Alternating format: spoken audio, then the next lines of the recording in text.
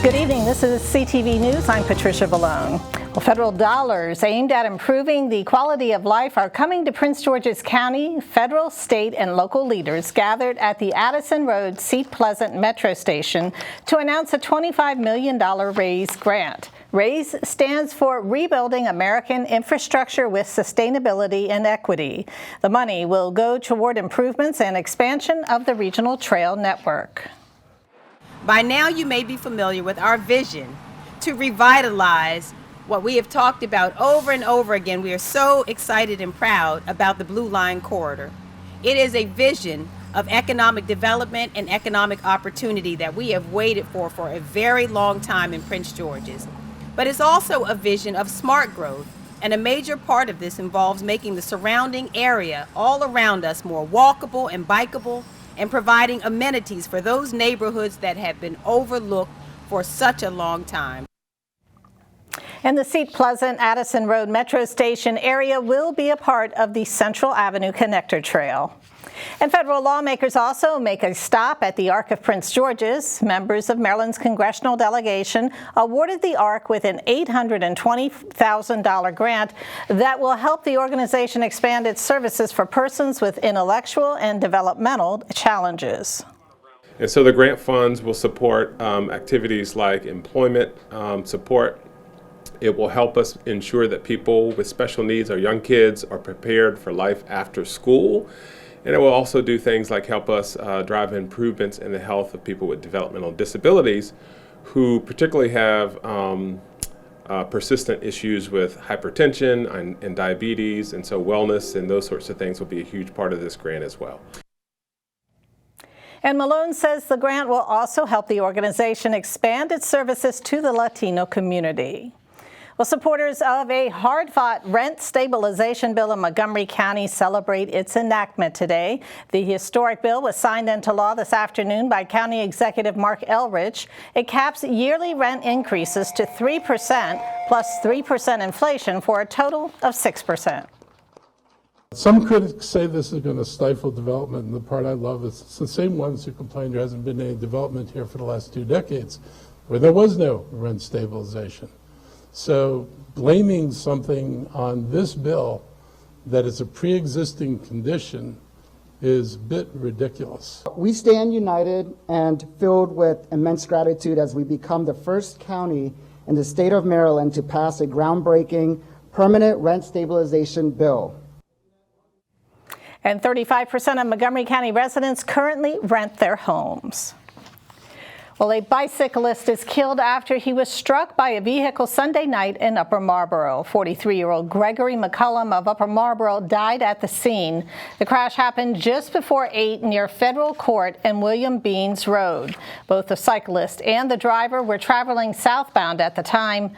The striking vehicle did remain at the scene, and investigators are working to determine the circumstances leading up to the crash.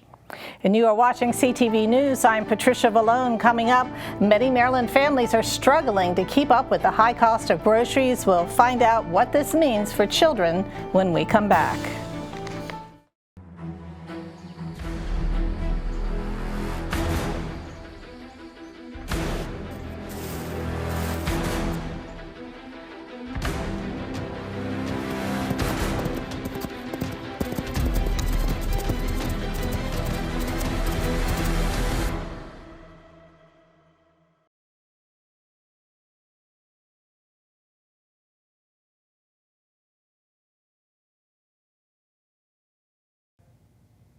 Welcome back. Well, police made an arrest in a fatal stabbing in Seat Pleasant. The suspect is 37-year-old Jesse Cully of Capitol Heights.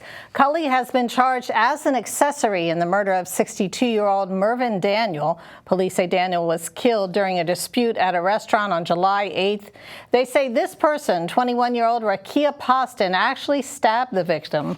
Poston, who is still at large, has been charged with first-degree murder. The two suspects and the victim lived together in Capitol Heights. The Maryland Attorney General's office is investigating a fatal police shooting in Montgomery County. It occurred Saturday morning in the 4300 block of Havard Street in the Aspen Hill area. Police say 19-year-old Franklin Castro Ordonez was a suspect in 4 nearby stabbing incidents. Authorities say when police caught up with him on Havard Street, he lunged at an officer with a large butcher knife, prompting an officer to open fire. Castro Ordonez was pronounced dead at the scene. The officer in the case has been identified as Justin Lee. And a U.S. Census Bureau survey shows that hundreds of thousands of Maryland families say their kids sometimes don't get enough to eat due to the high cost of groceries. According to a survey from the Maryland Food Bank, 45% of nearly 700,000 families said their children were sometimes or often not eating enough because they couldn't afford enough food. CTV asked nearby shoppers their thoughts on the issue. Prices are just skyrocketing. For one family, it takes a lot of money. And if you're not making that X amount of money, once the school's cut out, those kids miss a meal. So, it is I can see that being a difficult problem. Some of the schools are giving out lunches or whatever during the summer. That's good, but I think nobody should go to bed hungry, It's very expensive nowadays. I just lost my job, and right now I'm struggling to feed all 5 of my kids. And it's hard. Meantime, the state has joined a bipartisan coalition to reduce anti-competitive barriers across the food and agriculture supply chains. The partnership will deal with issues such as price gouging, lack of choices, and conflicts of interest. Well, the opening of the Purple Line was recently postponed another 7 months. The scheduled opening is now spring of 2027, and more than $148 million has been added to the project's price tag.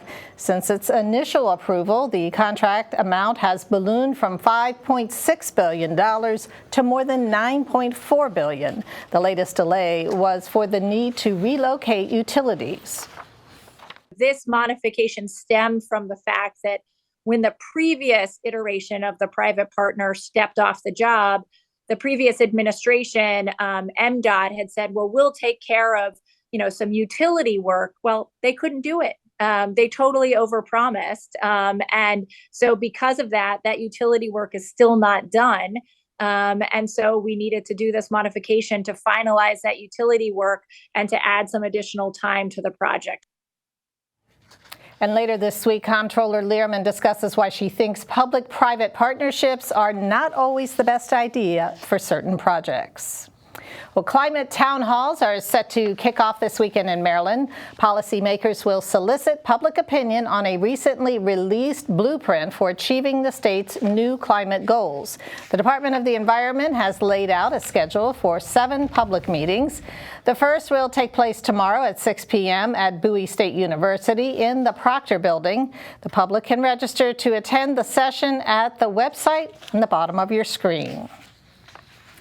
A gardening club at High Point High School is getting underway this year. Construction is underway at the school for what's called a hoop house, which is a type of greenhouse. The school's new urban farming club is organized by Kevin Alsop of Nemus Gardens. He says the hoop house will be a great asset for the young students. Oh man, there's so much in it for the students. I mean, it gives them outdoor activity. We always complain that our young people are indoors all the time. They don't move around. So it gives them something to do outdoors. It teaches them the trade of agriculture, which is so important because it allows you to be able to grow your own food and eat your own food. And we see what's going on with our food supply these days. It teaches them community, camaraderie, and just gives them an overall sense of pride in their school. And it lets them know that, hey, your school does care about you. We're going to offer you some opportunities for you to grow as a person in general. And the hoop house will take about 10 days to complete. We'll have the complete story soon.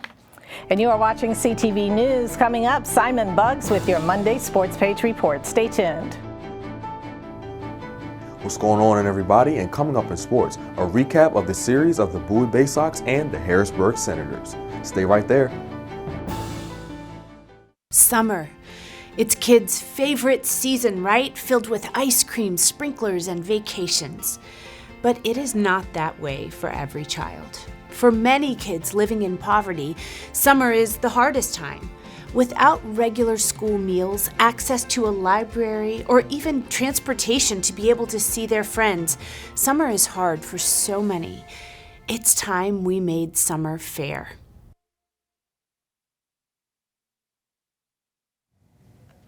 Well, police released the name of a teenager who was killed in a car accident on Friday morning. It happened in the 9400 block of Ardmore Road near St. John's Place. Police say 17-year-old Jason Parasa of Lanham was driving eastbound on the road when his car lost control and he hit a utility pole. He was pronounced dead at the scene. A passenger who was in the car was taken to the hospital with serious injuries. Anyone who may have witnessed that crash is asked to call police. And police identify the man shot and killed in Laurel early Friday morning. He's 21-year-old Cameron Smith. Smith, a Laurel resident, was found shot outside this apartment complex about 1 a.m. If you know anything about the incident, which occurred in the 13,300 block of Edinburgh Lane, you are asked to call Crime Solvers. That number is 1-866-411-TIPS.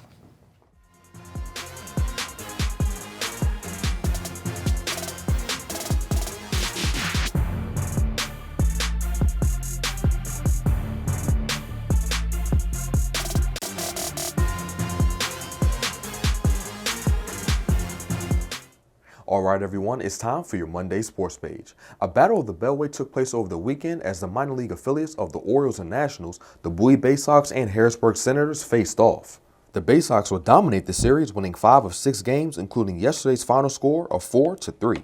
I caught up with Bay Sox pitcher Carlos Tavera, who talked about the team's recent success. I think our pitching staff has done a great job of holding down their offense, really limiting runs and hits. So far this year, so I thought we've done a good job too.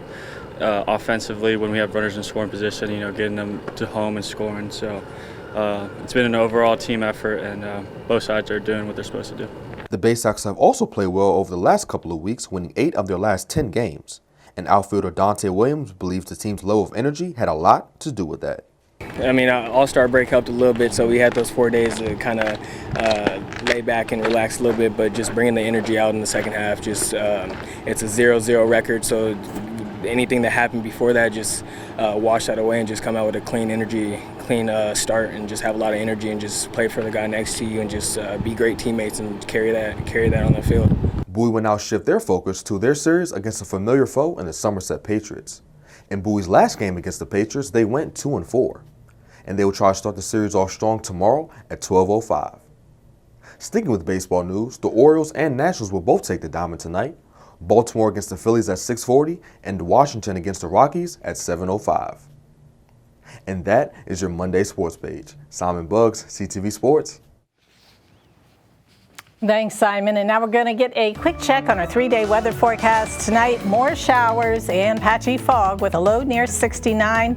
Tomorrow, more fog and possible storms with a high around 90. And Wednesday, sunny. Highs jump to 92. And Thursday, even hotter with a high around 94.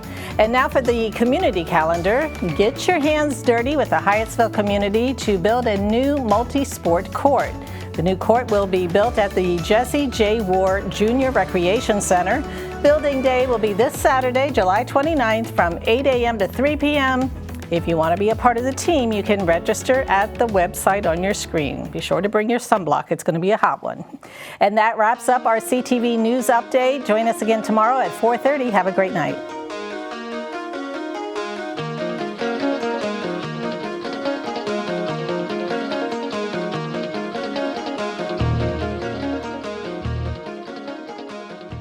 Our beautiful world is changing, withering, dying, by the hands of those who don't value nature, even though we all depend on it for life itself. But there is hope.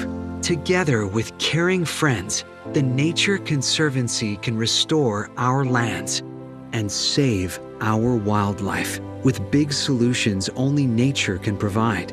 To learn more, visit nature.org today. My mom's early Alzheimer's diagnosis gave us more time to seek out support as a family.